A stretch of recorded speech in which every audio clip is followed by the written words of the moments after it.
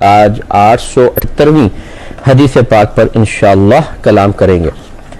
اس کے راوی ہیں حضرت عبداللہ بن عمر رضی اللہ تعالی عنہما، حضرت عمر فاروق رضی اللہ تعالیٰ عنہ کے صاحبزادے ہیں۔ یہ کہتے ہیں کہ حضرت عمر بن الخطاب رضی اللہ تعالی عنہ جمعے کے دن کھڑے ہوئے خطبہ دے رہے تھے۔ اس وقت نبی کریم صلی اللہ علیہ وسلم کے اصحاب میں سے اور مہاجرین اولین میں سے ایک شخص مسجد میں داخل ہوئے تو حضرت عمر فاروق رضی اللہ تعالی عنہ نے ان کو ندا کر کے بلند آواز سے پکار کے فرمایا، یہ کون سا وقت ہے؟ یعنی یہ مسجد میں آنے کا کون سا وقت ہے؟ انہوں نے کہا کہ میں مشغول تھا، میں اس وقت اپنے گھر پہنچ سکا جب میں نے اذان سنی تو میں نے وضو کرنے کے سوا اور کچھ نہیں کیا۔ حضرت عمر فاروق رضی اللہ تعالی عنہ نے فرمایا اور وضو بھی،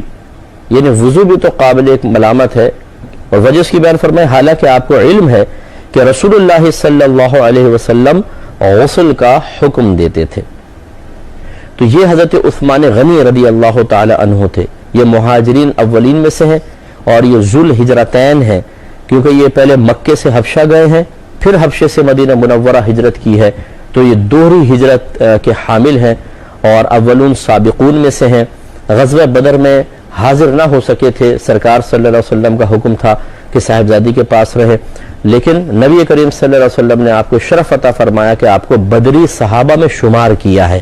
کیونکہ آپ سرکار کے حکم کی اطاعت میں مشغول تھے، تو اس لیے حضرت عثمان غنی رضی اللہ تعالیٰ عنہ کو بدری صحابہ میں شمار کیا جاتا ہے۔ جلیل القدر صحابی ہیں اور ذو النورین ہیں، سرکار کی دو صاحبزادیاں لگاتار آپ کے عقد میں تشریف لائی ہیں، قطعی جنتی ہیں ہمارے نزدیک، کیونکہ نبی کریم صلی اللہ علیہ وسلم نے آپ کو آپ کا نام لے کر جنت کی بشارت عطا فرمائی ہیں۔ انتہائی شرم و حیا والے ہیں، بہت زیادہ متقی ہیں، پرہیزگار ہیں، نبی کریم صلی اللہ علیہ وسلم کے صحابی ہیں، پھر تیسرے خلیفہ بھی ہیں، خلیفہ ثالث ہیں۔ یہ تمام اوصاف کو اپنے ذہن میں رکھیے اور پھر اس کو دیکھیے کہ آپ مسجد میں داخل ہوئے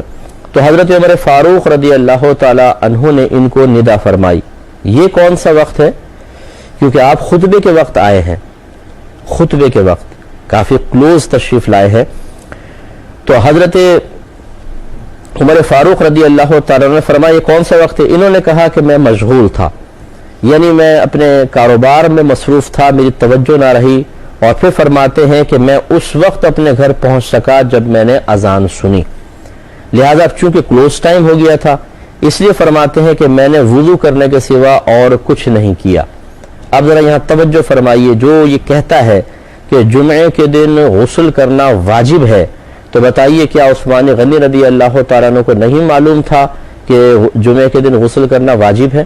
اور ترک واجب حرام ہوتا ہے، اور کہ کوئی صحابی کے جان بوجھ کے حرام کا ارتکاب کرے گا؟ نہیں، صحابہ کرام علیہم الرضوان حدیثوں کو ہم سے زیادہ سمجھتے تھے، مزاج رسول کو ہم سے زیادہ سمجھنے والے تھے، لہذا عثمان غنی رضی اللہ تعالی عنہ کا صراحتاً یہ بیان فرمانا کہ وقت چونکہ قلیل تھا اس لیے میں غسل کر کے نہیں آیا، میں نے وضو پر اکتفا کیا، یہ ثابت کرتا ہے کہ غسل کرنا ہی افضل تھا، لیکن اگر غسل کوئی نہ کر سکے اور وضو کر کے آ جائے تو ٹھیک ہے، وہ گناہگار نہیں ہوگا۔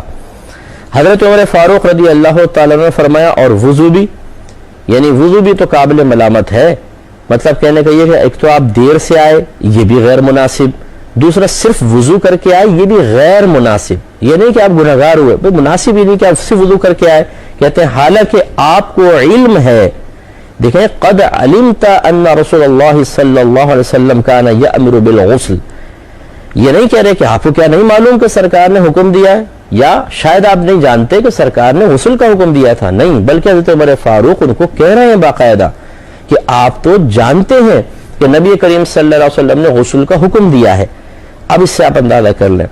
اگر جمعے کا غسل کرنا واجب ہوتا اور عثمان غنی رضی اللہ تعالیٰ نے اس کو جانتے بھی تھے کہ غسل کرنا واجب ہے، پھر وضو کر کے آنے کا مطلب یہ ہے کہ جان بوجھ کے ترک واجب کا ارتکاب،